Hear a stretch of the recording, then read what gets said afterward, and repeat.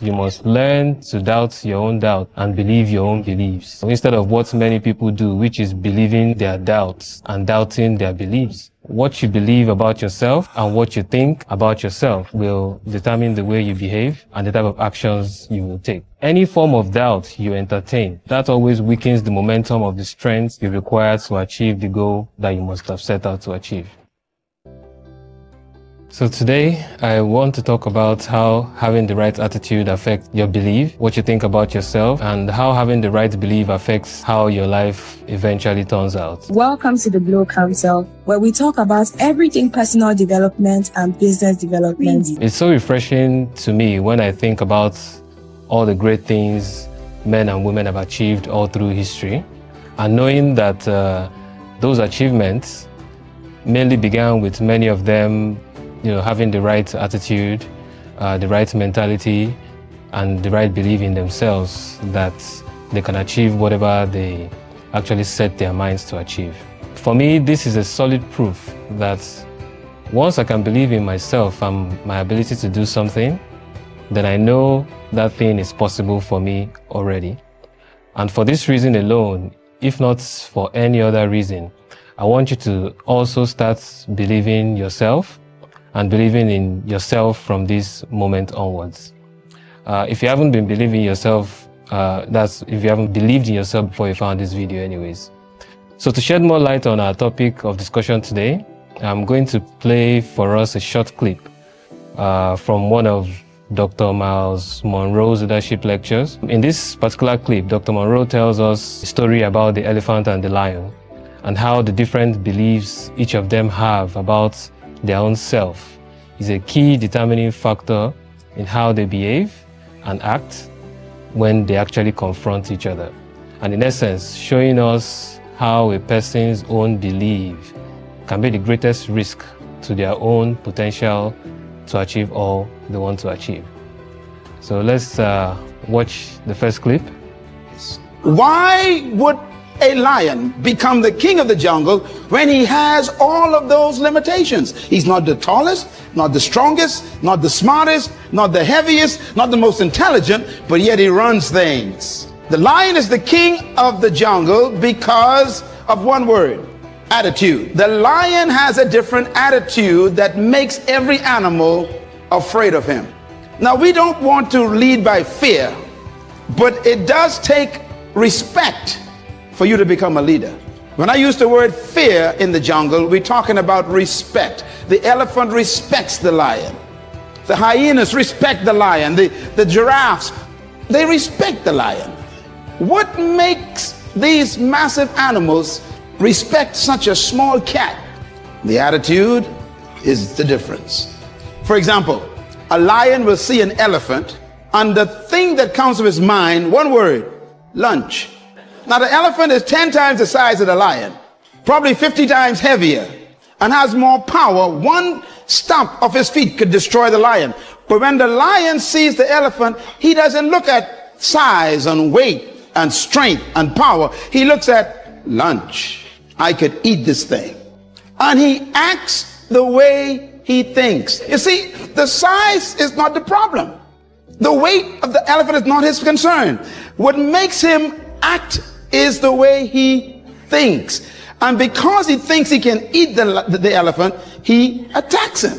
Leadership attitude. Now, here's another amazing mystery. The elephant is larger, bigger, stronger, more powerful, heavier, and more intelligent.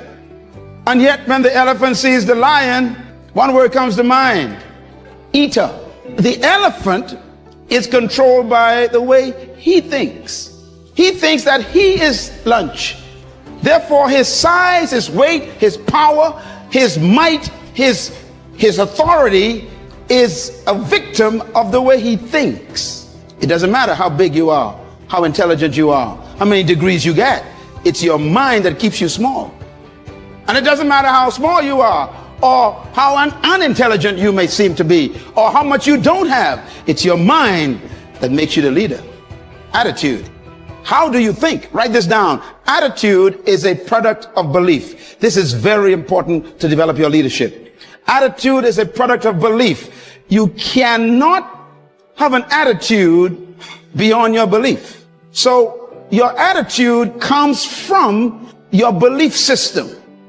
The lion is the king because of what he believes about himself and what he believes about the elephant and the giraffe. He believes that they are lunch and he believes he can eat them. His belief system controls the whole situation when they meet. That's actually a very interesting clip to watch. Every time I watch this clip, I feel like I'm watching it for the first time. So, you know, I still feel these goosebumps all around. There's just so much to unpack in that 3 minutes plus clip. And I'm sure some of the words of Dr. Munroe has got you thinking already.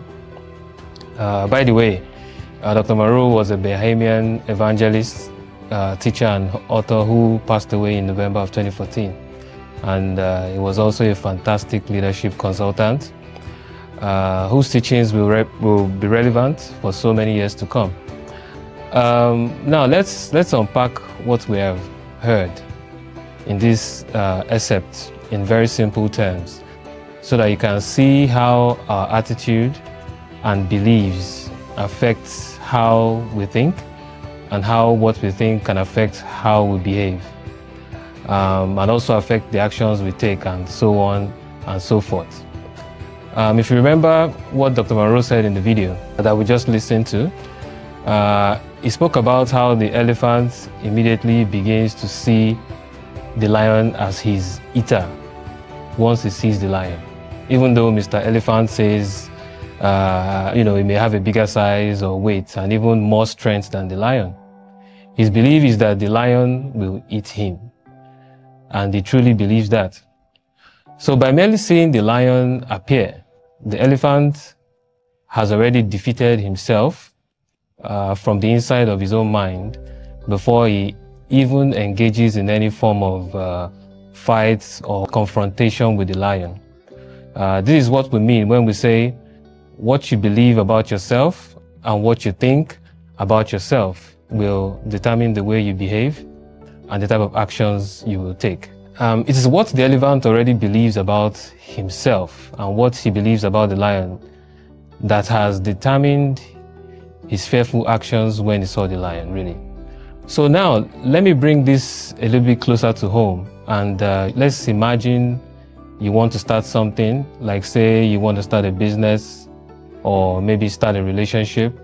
Let's say you want to get married, or let's say, you know, just anything. You want to start a new career path or even raise capital for your business, for example. And then the first thing you begin to do is think of the things that won't make it work. And then you also begin to believe those negative thoughts. What you will only succeed in doing when you think this way is that you will begin to discourage and doubt your own self. You know, just like the elephant who, with his massive size and strength compared to the lion, begins to doubt himself from the get-go. Instead, you have to take the approach and the attitude of the lion, just like we've listened to, and that is the attitude of being confident that this venture you want to start or this thing you want to attack is already yours for the victory. So another very interesting thing to me about the power of having the right attitude, which leads to the right belief, is that, you know, have you not noticed that many of the things that work out for you are the things that you usually have a strong conviction about? You know, do you remember, you know, that entrance exam you wanted to pass so badly, and you knew deep down inside you, you know, that is, you believed from inside you that you will get it? You know, especially when, you know, the thing you want is maybe your last hope, or, you know, you don't have any other choice, but you must get it. I've also met many people, you know, that come up with these explanations that, oh no, what you're saying is true, but it doesn't work at all times. And, you know, they say that they have sometimes put their mind and full belief into something, and that thing did not work the way they wanted it to work eventually. So for those type of people, the first question I usually ask them is to find out, you know, if they can actually remember any time while they were working on pursuing this goal that they say they couldn't achieve, that did they ever have any slight or mild doubt about it. I asked them if they ever doubted that what they were pursuing will not come to fruition. And then after thinking for maybe a minute or two, many of them began to admit that, you know, they had indeed doubted and had doubtful thoughts about what they were pursuing. And those doubts, the reality is they actually came to them more often than they should have allowed it to, which means they kept on giving themselves reason why it wouldn't work. And the irony is that they are surprised when it does not actually work. So some people even think in their minds that those thoughts that they were having was their mind merely assessing the risks of what they were doing, not knowing that what they were actually simply doing was doubting themselves unknowingly, and just sabotaging their own selves. And well, the only thing I usually say in response to them is that any form of doubt you entertain, anytime you entertain weakness, and that always weakens the momentum of the strength you require to achieve the goal that you must have set out to achieve. And this again reminds me of a quote used by one of my favorite mentors, Mr. Ron, which says, "You must learn to doubt your own doubts and believe your own beliefs." Instead of what many people do, which is believing their doubts and doubting their beliefs. What Mr. Ron is simply saying here also is that people are generally conditioned to begin to doubt themselves when they have a goal to achieve that they have never achieved before. And this is simply because of the limits society generally imposes on us right from our childhood, which tends to become a part of our subconscious, kind of way of thinking and analyzing situations. We begin to think of the things that will not make our goals work, instead of only thinking of all the things that will make our goals actually work. This is what we owe ourselves, to always think of the things that will make our goals work.